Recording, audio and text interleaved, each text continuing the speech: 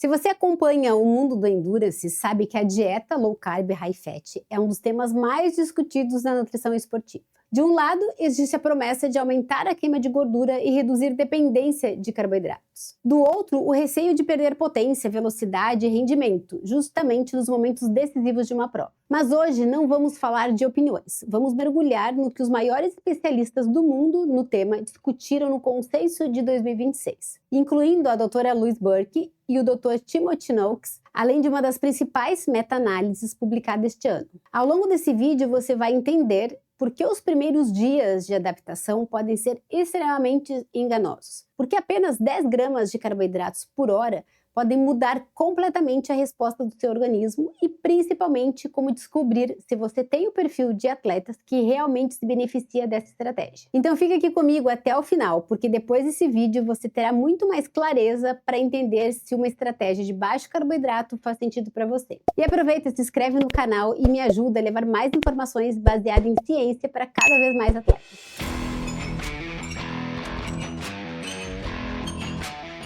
Eu sou a Janaína Porto Alegre, nutricionista, triatleta e maratonista. E aqui no meu canal eu compartilho estratégias de nutrição para corredores, triatletas, ciclistas, nadadores e todos que, como eu, são apaixonados pela endurance. Vamos começar pelo ponto em que praticamente todos os pesquisadores concordam. Uma dieta low carb bem adaptada aumenta significativamente a capacidade do organismo de utilizar gordura como combustível. Dependendo do estudo, os aumentos na taxa de oxidação de gordura variam de 28% até mais de 200%. E é justamente aí que entra uma das principais ideias definidas pelo Dr. Timothy Noakes. Segundo ele, o glicogênio muscular talvez não seja o combustível obrigatório que durante décadas acreditamos ser para sustentar o exercício em intensidade de até aproximadamente 70% a 80% do VO2 max. Na visão dele, a fadiga em provas longas nem sempre ocorre porque o músculo ficou sem combustível, mas porque o cérebro tenta proteger o organismo contra uma queda excessiva de glicose sanguínea.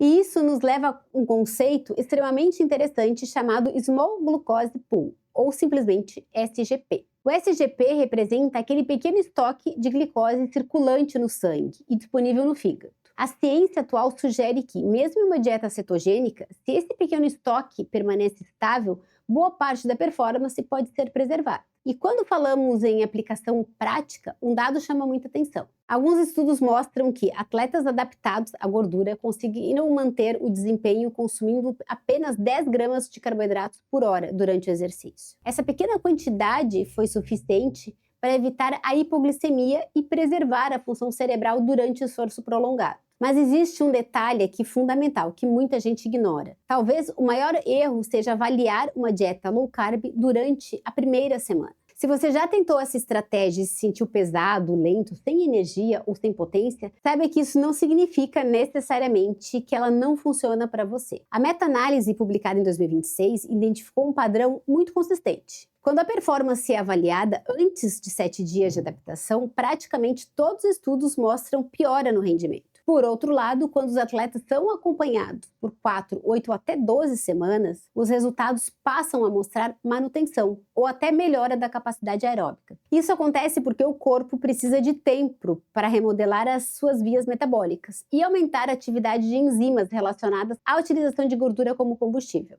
Em outras palavras, a primeira semana não representa o resultado final da estratégia. Por isso, se você decidir testar uma abordagem low carb, não faça julgamentos precipitados. A adaptação metabólica real, ela costuma ocorrer apenas após 3 ou 4 semanas, mas nem tudo são vantagens. E é justamente aqui que entra o contraponto da doutora Louise Burke. Embora a gordura forneça uma energia de reserva energética, ela representa um custo fisiológico. A queima de gordura exige mais oxigênio para produzir a mesma quantidade de energia quando comparado aos carboidratos. Isso significa que em intensidades mais elevadas, acima aproximadamente de 70% a 80% do VO2 máximo, o atleta adaptado à gordura pode até manter a mesma velocidade, mas precisará trabalhar mais para gerar essa energia. Na prática, corações e pulmões precisam entregar mais oxigênio para sustentar aquele ritmo. E quando falamos de provas extremamente competitivas, onde segundos fazem a diferença, essa menor economia pode representar a diferença entre subir o pódio ou ficar de fora dele. Por isso, muitos pesquisadores acreditam que a adaptação à gordura tende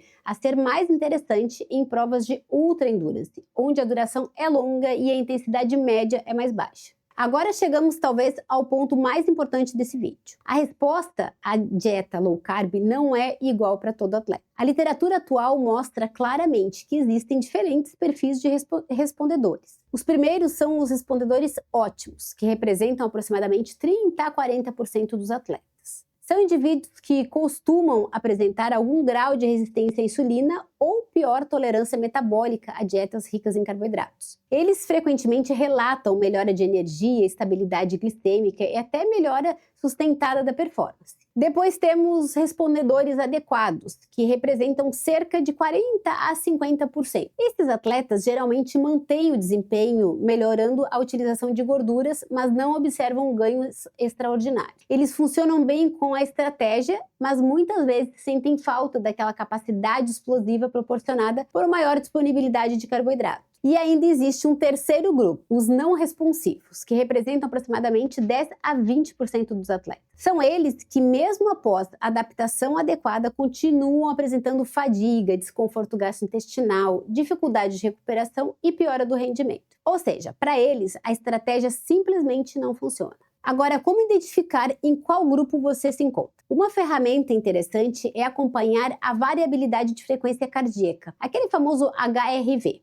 De forma geral, atletas que mantêm ou aumentam o HRV durante a fase de adaptação tendem a responder melhor ao protocolo. Então, qual é a conclusão prática? A ciência de 2026 sugere que o segredo talvez não esteja nos extremos, nem alto carboidrato o tempo todo, nem baixo carboidrato o tempo todo. A estratégia mais promissora parece ser a periodização de carboidratos. Durante a fase de base, o uso das abordagens low carb pode ajudar a aumentar a capacidade de utilizar gordura como combustível e melhorar a composição corporal. Já durante fases específicas, treinos intensos e períodos competitivos, a introdução estratégica de carboidratos tende a ser muito mais vantajosa. É o conceito conhecido como train low, compete high, ou seja, desenvolver a capacidade de utilizar gordura durante os treinamentos e aproveitar a eficiência metabólica dos carboidratos quando a intensidade realmente importa. Para você levar então desse vídeo, 3 mensagens são fundamentais. Primeiro, respeite o período de adaptação. Os primeiros 7 dias costumam ser os mais difíceis. Segundo, em estratégia de baixo carboidrato, pequenas quantidades de carboidrato durante o exercício podem ajudar a preservar a função cerebral e reduzir a fadiga. E terceiro, teste sua individualidade. Nem todo atleta responde da mesma forma. No final das contas, não existe uma única resposta para a dieta low carb. A individualidade biológica, o estado metabólico inicial, o tipo de prova e a tolerância de cada atleta influenciam diretamente os resultados. Agora me conta, você já tentou uma estratégia low carb nos seus treinos ou competições? E não esqueça de se inscrever aqui no canal para acompanhar mais conteúdos sobre ciência, performance e nutrição aplicada às modalidades de endurance. Bons treinos e até o próximo vídeo.